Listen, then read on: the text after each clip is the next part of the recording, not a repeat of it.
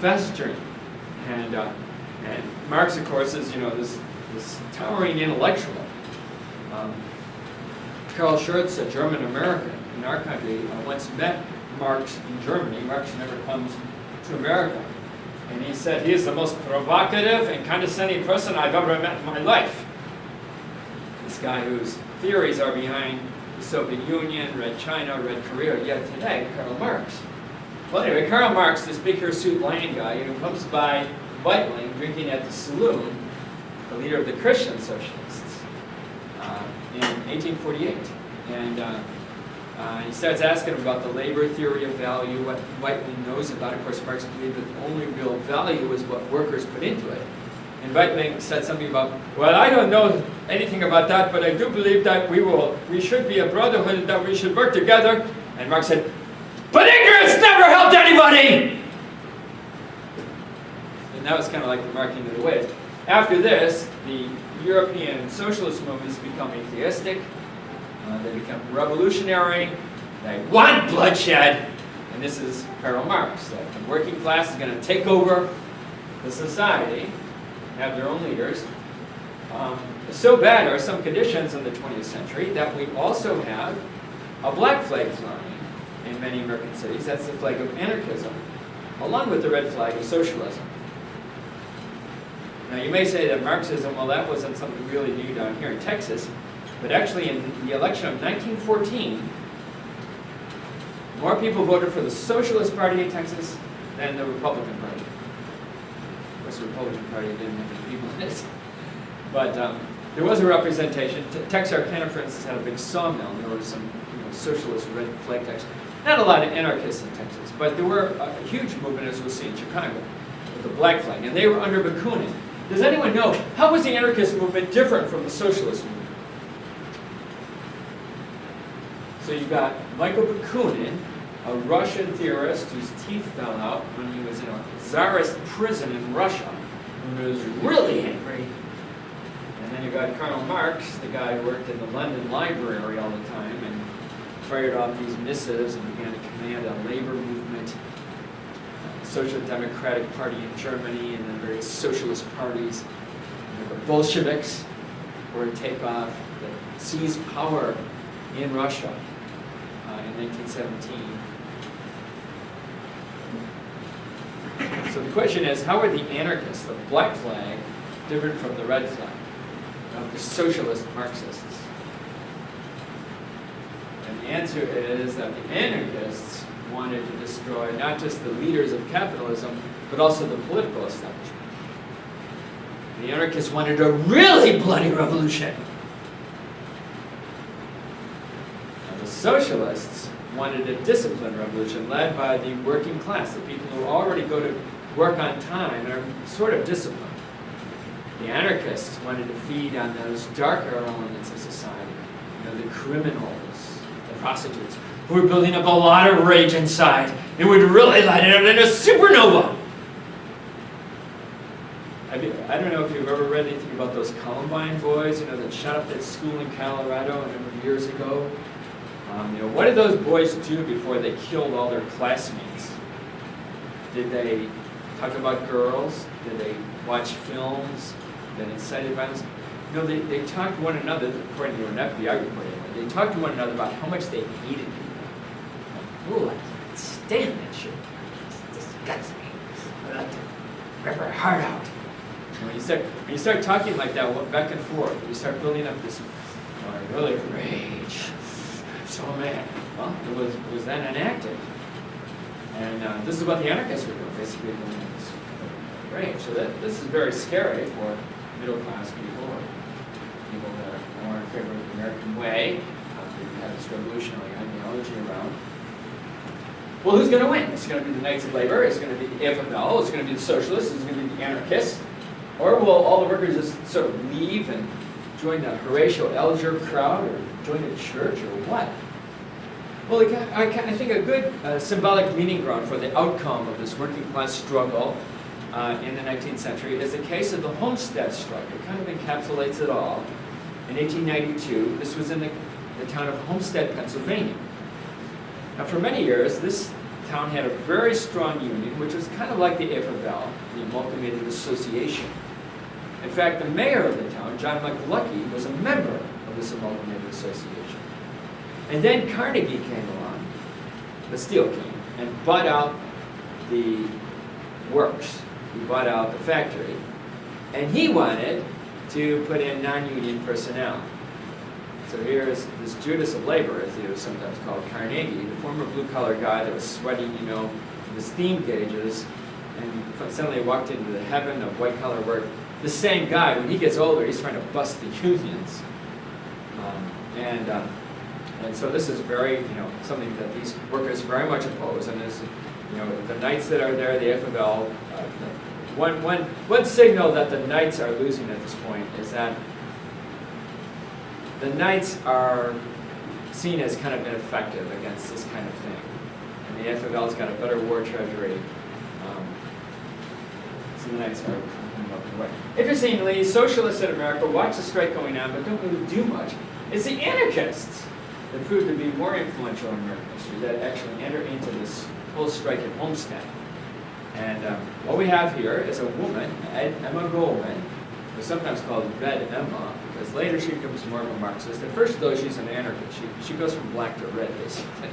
She also gets thrown out of the country for a while, Red Emma Goldman. But anyway, Red Emma, Emma Goldman, comes from Lithuania. She's Jewish in 1885, basically to escape Abraham, her father, who is beating her. And she settles in Rochester, New York, and then she learns that Abraham's coming again. So she doesn't want to be with her father, so she decides to get married to an older guy, Jacob Kirsten. But she finds out that this older Jewish guy is impotent, and this fills her with a kind of rage that she's got to be shackled with this kind of unusual male figure. So she decides just to take a divorce. And she goes to New York and she starts associating with this anarchist cell. And this means, you put in your 12-hour day and you go to a saloon afterwards and you listen to speakers, I pull up the suds and think these high flying thoughts until bedtime. Emma Goldman is a speaker one night, and she'll say something like, "The entire business world is a war zone of open markets. Everyone is for themselves. Men are nothing, principles are nothing, patriotism is humbug, virtue is humbug." Now there can be no right, nothing morally right until the revolution occurs. At another time, there's another speaker from Germany, Johann Most, who's speaking in this saloon. And then Emma doesn't really like this guy. She doesn't agree with his variation of anarchism, and she actually has a whip on her. And when the speaker gets a little too blatantly against her view, she actually comes up there with a whip and starts whipping this guy. And she's got this now new living boyfriend, Alexander Berkman. This is, of course, when they're older. But Berkman defends her against this other anarchist that they don't like. So they got this cell. And I'm talking about this cell in New York because they actually try to get influence in Homestead. They think that this is now the kindling of this conflict. And 10 people are shot by Pinkertons after Carnegie sends in the picketing guards. It's getting very violent. That this is going to be a spark that's going to blow up America! And so what can they do to ignite it? Well, their plan is that they're going to send Alexander Berkman dressed as an executive. Nice celluloid collars and a morning coat and nice Hamburg hat. And he's going to go into the front gates and he's going to meet Andrew Carnegie's frontman, Henry Clay Frick. He was kind of like the pit bull that Carnegie had on the scene to combat these workers. And he's going to kill him. And that assassination is going to set off a firestorm. Workers around the country are wondering what's going to happen in Homestead, and it's just going to set up this huge blaze. And so Red Emma is so serious about this that she actually works as a prostitute to make this happen. So the cell contributes all their money. Berkman gets dressed up, goes down to Homestead, gets through the first secretary, gets through the second secretary. He's got a Derringer as well. Well, Mr. Frick, I was very glad to get this. Pulls out his Derringer. "You money hog! You cockroach!" Gets 3 shots at him, and then he takes out a knife. Take this for all the way you have imprisoned the working class! Stabs him a number of times. Unfortunately, Frick lives.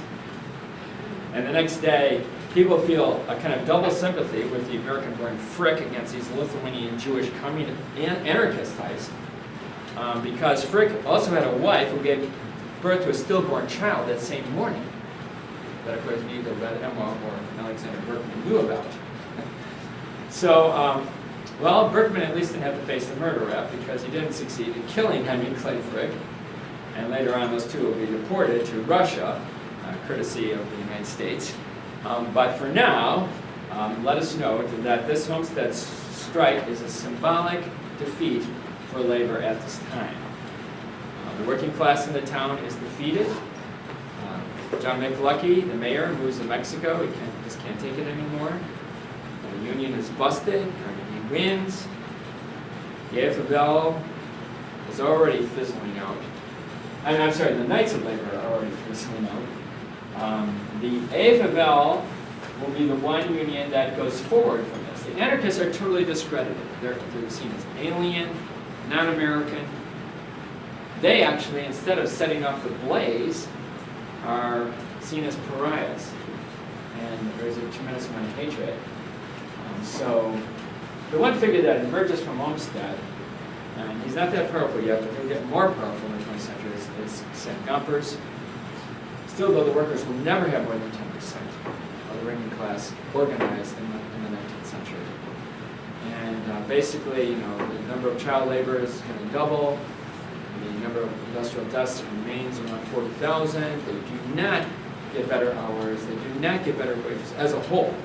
Some of Gompers people do because they, do have disciplined strikes and they get better pay. But they're just a small minority. There's like a skilled upper echelon. He doesn't even accept laborers that just get $1 a day. So the Homestead strike is very symbolic then of the final defeat of labor. How this class as a whole fails to better themselves. And basically, you can kind of understand why. Since there's so many workers that are just plain apathetic, so many that associate with Christian movements that are not going to be radical. At the very center of the American working force, there's like Pinkerton guards that will fight against other workers, and then there's Knights of Labor that don't like the AFL. In the end, the Knights are totally obliterated, but it would take a while to prove that. So the immigrants win this story. If there's one group that emerged out of the fray, it was the immigrants of the American Federation of Labor, because they had the more progressive, modern union idea in this new era. Any comments or questions then about the defeat of labor in the late 19th century and how this group was very divided, and how they lost the Homestead strike? Big opportunity.